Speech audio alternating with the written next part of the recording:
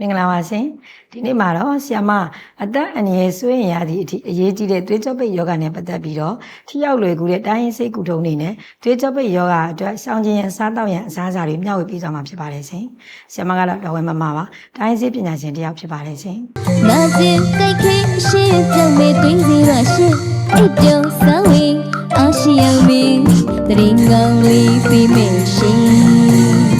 的林昂里非美心古剑马路西车你无边哎奶奶为有他我没家把你心很大一对子那心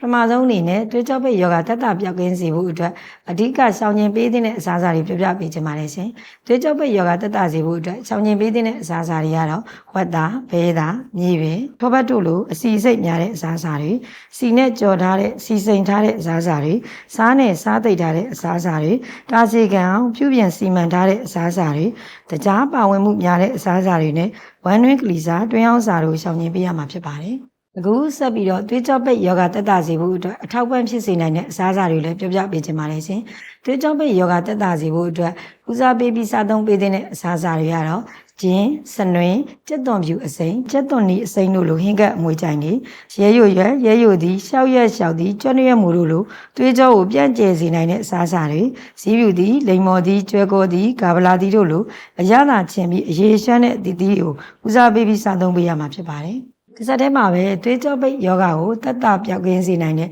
တိုင်းဆေးကုထုံးတွေကိုလည်းမျှဝေပေးခြင်းပါတယ်။သွေးကြောပိတ်ယောဂကိုတက်တာပြောက်ကင်းစေနိုင်တဲ့တိုင်းဆေးကုထုံးတွေကတော့သွေးကြောကိုပွင့်လင်းညီညွတ်စေနိုင်တဲ့တောက်ဆေးပေးတာဆေးချက်ထုတ်ထိုးတာဆေးငွေ့ပေါင်းခံပေးတာသွေးကြောကိုပွင့်လင်းညီညွတ်စေနိုင်တဲ့တောက်ဆေးပေးတာစားစနွင်းခြင်းပါတဲ့ဆေးချက်ထုတ်ထိုးပေးတာတရင်ကြီးရွက်ရှောက်ရွက်မိတ်တလင်ရွက်ကွန်းရွက်ဖုံးမသိမ်ရွက်တို့ပါဝင်တဲ့ဆေးမြစ်မျိုးစုံပါဝင်တဲ့ဆေးငွေ့ပေါင်းခံပေးတာလိန်ဆေးအနေနဲ့ပယုတ်မင်တော်ခြင်းနှမ်းစီတို့ပါဝင်တဲ့လိန်ဆေးလိန်ပေးတာစတဲ့ကုထုံးတွေကိုအသုံးပြုကုသပြောက်ကင်းနိုင်ပါတယ်ဒီကုထုံးတွေကမှသွေးကြောပိတ်ယောဂကိုတက်တာပြောက်ကင်းစေနိုင်တဲ့လိန်ဆေးပြုလုပ်ပုံကိုမျှဝေပေးခြင်းပါတယ်ရှင်ဒီလိန်ဆေးမှာပါဝင်တဲ့ဆေးပစ္စည်းတွေကတော့ဂျင်းအဆူ30စားနဲ့နှမ်းစီ30စားတို့ပါဝင်မှာဖြစ်ပါတယ်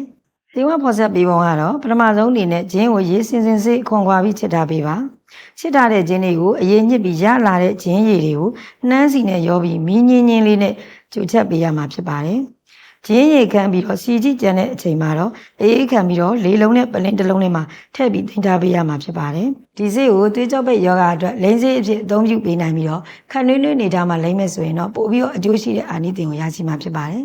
အခုလောက်ဆိုရင်တော့သွေးကြောပိတ်ယောဂနဲ့ပတ်သက်ပြီးတော့ရှောင်ကျဉ်ဝယ်စားသက်ဝယ်အစားအစာတွေနဲ့သွေးကြောပိတ်ယောဂကိုတက်တာပြောက်ကင်းစေနိုင်တဲ့တိုင်းဆေးကုထုံးတွေကိုအတန်သိသိရှိလိမ့်မယ်လို့ပြောနေပါတယ်ရှင်။ပြည်သက်ကြီးများအားလုံးပဲကျန်းမာရှင်နိုင်ကြပါစေရှင်။